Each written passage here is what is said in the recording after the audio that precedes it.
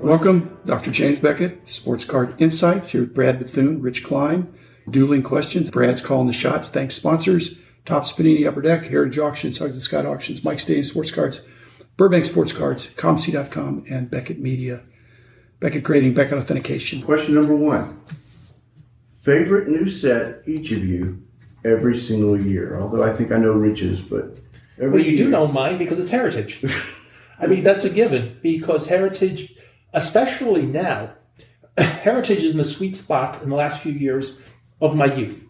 So now they're getting the modern treatment of the cards I grew up with and the cards I sorted so much of and bought so many collections of. So to me, every year I see Heritage, it's a real joy to see it. Probably same for me. I like any kind of archive or heritage consideration. It evokes my youth. It doesn't mean I don't like Upper Deck products or Panini products, but, I'm a traditionalist. And the other thing I will point out with Heritage is Topps does a really good job. If you go deep, you will see a lot of times they'll mimic poses, or they'll put the symbolism and or the symbolism, or they'll put the same number card, like inside jokes. Yeah, or yes, one year Jorge Posada was card number 360 in 2011 Heritage. Yogi Berra was 360 and 62 Topps. That's just one example. And if you look at it that way, you really get a better appreciation. I remember I was in Triple the day that year came out. And everybody there was breaking and said, wow, wait a second, now I'm getting a real appreciation. Now I see why they're doing that. Okay. It shows there was some thought to it. I think that's great. Topps was the first one to strategically number with the divisible by 10, 150, all that stuff. And that was a cool thing for me as a kid. You knew if you had card number 500, it's usually going to be a really good player. Yeah. Okay. Favorite Christmas sports card memory? What would be your favorite? Rich, you go first. How about the year you gave out cards as you dressed up and signed to Santa Claus? Yes. Yes. That is blowing the whistle. That is too much information.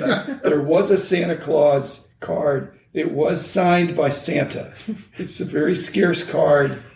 And let's just leave it at that. That is not fair. I've seen that card, actually. It's on the wall, too. I happen to have one copy left. It's actually a pretty scarce card. I can get you a second one. I'd like a second one if you have. It's mine. No, I don't want to take yours. Can I tell you what price I saw it at? Would you be embarrassed to know what the price was? Only if it's a low price. For my pocketbook, my $1 pocketbook, I saw it for $75. It wasn't graded, but it was raw at $75. Wow. Yeah, I was in the wrong business. I saw it in a card shop. I won't say which one. Was it signed? Because very few of them are signed. It was signed. It was by Santa. It said Santa. I don't know what that, but it was. If it wasn't signed by Santa, it's not authentic. There's a bunch of Santa Claus collectors out there. I know that at least one person from the National each year asks Topps about doing a Christmas set and getting Santa cards. It ruined my this year too. Hey, it ruined my day. Okay, so I'm going to be looking through. See if I've got any extra Santa Claus cards of the Beckett publications. At the same year, we also had, I believe, or it could have been a different year, the Superfan signed card. Oh, yeah. I did talk to Scott about that. I think his identity can be revealed at this time. But he took it pretty seriously. He was a lot more than the Santa Claus guy did. He was very good at that. He really came alive. That's right. I actually have that card on my wall. You should. I put it on the S's. Because I have another card of him that's a game used. Oh, okay. Yeah. I only have the Hackler game used from that set. I have that one too. They're on my wall. Okay, my favorite memory is Christmas 1959. I got my dad's cards. Yeah. We were at Christmas with our grandparents, all 5 of us kids and my parents, and my grandmother went up the attic and brought down this kind of like a shoebox. There's probably 300 or 400 cards.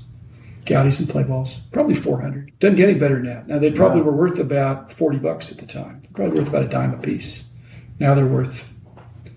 I don't even want to put on the public record what they're worth. They were in perfect condition. The Goudies were a little rougher when my dad was a little boy. The play balls were a little nicer. Let's just say they're worth a decent amount of money. They're worth an indecent amount to my dad, I think. Yeah. And okay, Christmas memories, positive, except for the Santa Claus. Okay. All right. Your favorite random act of kindness. So favorite rack given to you and you gave to somebody else. Last year, I ran the Net 54 Secret Santa because nobody was stepping up, and I knew I had several days off that I could devote a few hours every week to it, so I will run it. One of the people in the group contacted Leon Lucky, the moderator and owner of Net 54, to get my address to send me a 1910 Columbia schedule. awesome. So that was like, that's wonderful. And I stayed out of it. I didn't. So it's still a secret. You don't know who it was? I know exactly who it was. Oh, okay. But I was like, he didn't have to do that. I just wanted to do that to be, hey, this is how I'm going to do this. I'm staying out of it. I ran into trouble once. I didn't give somebody enough, and it was on me. And I said, I'm not giving any gifts. I'm just running this. And there was one person I got the wrong thing. We fixed that. But this person made sure I got taken care of. And I didn't ask for anything. I just wanted to do it. And that to me was super kind. Was it premeditated? Did he find it and then realize, hey, this belongs? He knew I me. need to get this. He met me and Lou Lipsett in 1998 at the 1999 at the Sabre convention. He lived in Arizona. Okay. We went. Lou had better tickets than the Sabre group, so we saw Randy Johnson strike out 14 batters and give up 2 hits that night. Only problem was Jose Jimenez decided that would be a good night to pitch a no-hitter. So I got to see a no-hitter in person as part of the Sabre convention. So that's like a great thing. And years later, the person who organized the Sabre convention was working at Bank of America, like I, at a lower level. We talk about it every 2 or 3 months on Instant Messenger just to say hi and ask what was going on with various Sabre stuff. So it's a really good memory all the way around. Very cool. So random in some respects, but thoughtful and purposeful and focused on what you would like. Those are the best kind of gifts when somebody knows what you really want. It's right behind your head, what I'm talking about. It's the Roberto Clemente drawing that I got from Mike Hirsch. Yeah. He didn't do it, although he was a very talented artist. His dad was a very talented artist. But it's black and white. It's something that was used in a newspaper. And I've had it up forever because he probably got that for me 30 years ago. Yeah. But since it's artistic, and he was so artistic, so it's one of the things I'll keep. He saw it and knew that I was the Roberto Clemente guy, and very thoughtful. Not to be maudlin, but I'm so glad I got to see Mike a couple of weeks before he passed way too early. Yeah. All right. Okay. What about giving? Y'all didn't say giving. I don't know that I can give. If I give something random, then I'm going to get something back. I know, but if I give away, then they're going to say, thank you, what can I do for you? And if I say nothing, that's an invitation to do even more. I'm going to embarrass Jim because in 1998, we had some reasonably rough years as a company. And we had our annual Christmas holiday gathering. And Jim knew that morale wasn't good. We weren't making the money we used to make. And Maybe we weren't making money. We weren't making money off. But everybody's working just as hard. Yeah. And Jim, out of his pocket, which you can do when you're a private company, made sure we all got incredibly nice holiday bonuses that year. I hope they weren't incredibly nice. They were. It was probably the second biggest bonus I ever got. You're really killing me now, Rich. And to show how Jim was when he sold the company, he made sure that every single person, from the person who was hired at the warehouse 2 weeks before the company was sold, to the people who had been there the longest, all got something. And that's a testament to Jim. Well, okay, but those aren't random acts of kindness. We had a really talented employee workforce, and I always believed in salary plus bonus. I don't like commissions as much. I like salary plus bonus, where at the end of the year, if somebody really worked hard, they weren't working toward a quota. They were just trying to really help the company be successful. And with the help of some of the leaders, we determined bonuses for each person. It wasn't proportional to salary always, but or hours worked even. It was the contribution. And so everybody got something. And if they didn't get anything, they shouldn't be there because we really wanted a team that would work. So I don't count that as random. Was it kind? I suppose it was kind, but it's a business thing. We talked about the problem with major league players and football, basketball players that get these long-term contracts and it's some part of guaranteed money. I don't like that, but I do think that if you're not going to get a long-term contract, that if you have a good year, you ought to get a reward for it. And so that was my philosophy. But thanks for saying that, Rich. All right. So what hobby trends are you most excited about now? I'm excited about the diversity in the hobby. Demographic diversity? There's age diversity, there's gender diversity, there's racial diversity. There is so much diversity. There was a Women of the Hobby meeting at the National this year. And I saw a photo, it was like 60 people. Really exciting to see. I know when I go to Cow Show, I see people of all races. It's not white man show. It is all races, all groups, all denominations. And it's fun to see people come into the hobby that it's not just the same ethnic group anymore. Yeah. Okay, I agree with that. But for me, I think it's the increase of technology coming on. And I think there's been two kinds of technologies coming along in the last 2 or 3 years, one of which is to take the hobby in a different direction, away from tangibility, and that really hasn't taken. And the other technological thrust is helping us to hobby the way we want to hobby, better and faster and easier. And so some of these scanning technologies and assistance in grading, not necessarily computer grading, but assistance in grading. So that's going to drive prices down, reduce the friction, make it easier to identify your cards, to sell your cards.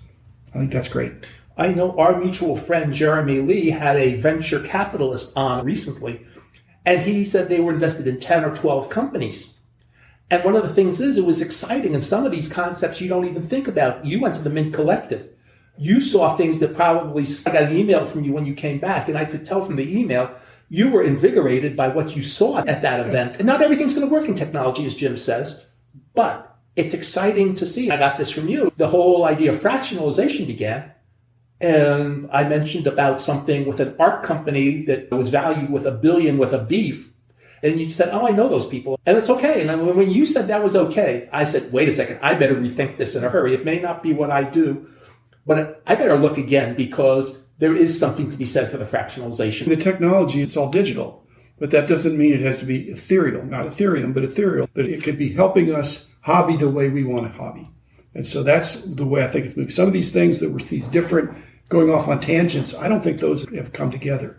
I'm not a big fan of NFTs at this point, but fractional is securitized by the actual card. And so anything that has a physical card to it, I'm going to be more in favor of that and believe in that more. And aren't most of these fractional companies actually more regulated too, to make it even better? Well, some are very regulated. Some are very regulated. And that makes it even safer for the people. Safer. Okay. Other than the 1% sale challenge that you've challenged yourself with, how else do you challenge yourself in the hobby?